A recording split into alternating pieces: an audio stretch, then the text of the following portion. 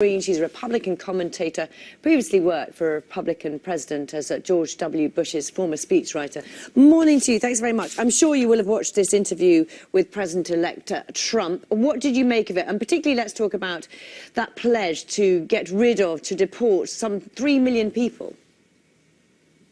Well, what I found interesting about that pledge was he actually was tempering what he had been saying throughout the campaign, which was he was saying he was going to deport all illegal immigrants. And this time he put a number on it. He said 2 to 3 million who are criminals, who have committed crimes apart from the crime of entering the country illegally. And he said not only would he deport them, he may also imprison them if their host countries would not, or their countries of origin would not take them back. So that was actually a bit of a pulling back. Okay, so it's a pulling back, but how easy is that to do? Oh, it's quite hard. One of the challenges that President George W. Bush, who tried to work with a Republican Congress at that point to reform immigration, one of the challenges they identified is that it's hard to tell who these people are. Some estimate that up to 11 million immigrants are here illegally, many of whom have overstayed their visas. So that could be a place to start, but the ones who have overstayed their visas are not necessarily the types of criminals that Donald Trump is talking about. And you talked, didn't you, just mentioned there that he might imprison some of them. I mean, presumably that requires enormous investment in infrastructure as well. Yes, absolutely. One thing that they may consider doing is enlisting the aid of the National Guard of some of the states who have more of a problem. But again, I think what he was talking about were people who have committed crimes. And so those were people who would presumably be identified as having committed crimes. OK, let's talk about the wall, because much was made, wasn't it, in the run-up to the vote about this wall. And he was very clear that it would be a wall. And already on that as well, he seems to be rowing back and talking about a fence in some parts.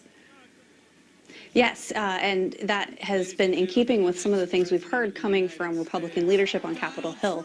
So he said, yes, I'm building a wall, but perhaps in some places it will be a fence. And we don't know yet if that's going to be seen by his supporters as pulling back from that pledge as well. Just tell us about the impact on this. First of all, with his supporters, how will they take this this changing or shifting on policy that he was talking about previously?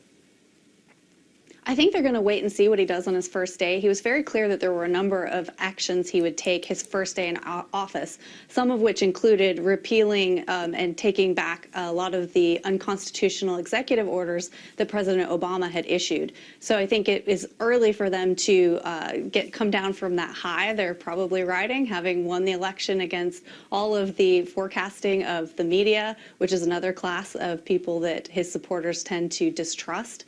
So I don't think they'll yet see him as breaking promises, but they're going to wait and see. Okay, and if he does break promises, if they perceive him to be doing that, what will the impact be?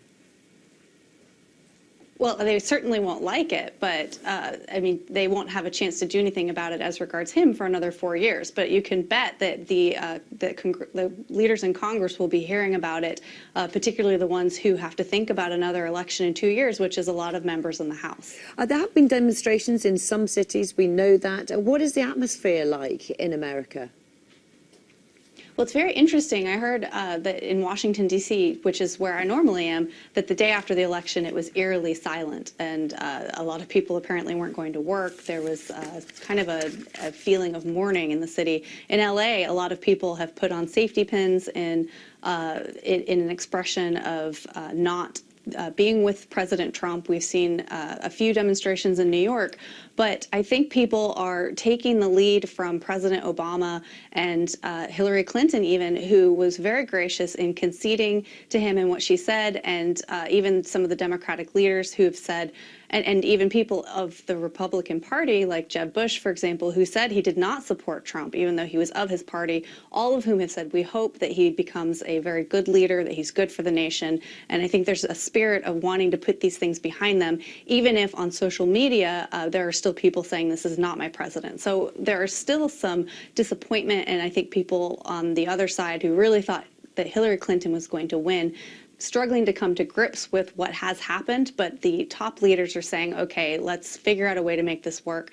Most notably with President Obama referencing President George W. Bush, who was very gracious in opening his arms, welcoming him to the White House and trying to help him have a successful transition. Annika Green, Republican commentator, thanks for your time live there from Los Angeles. Thank you.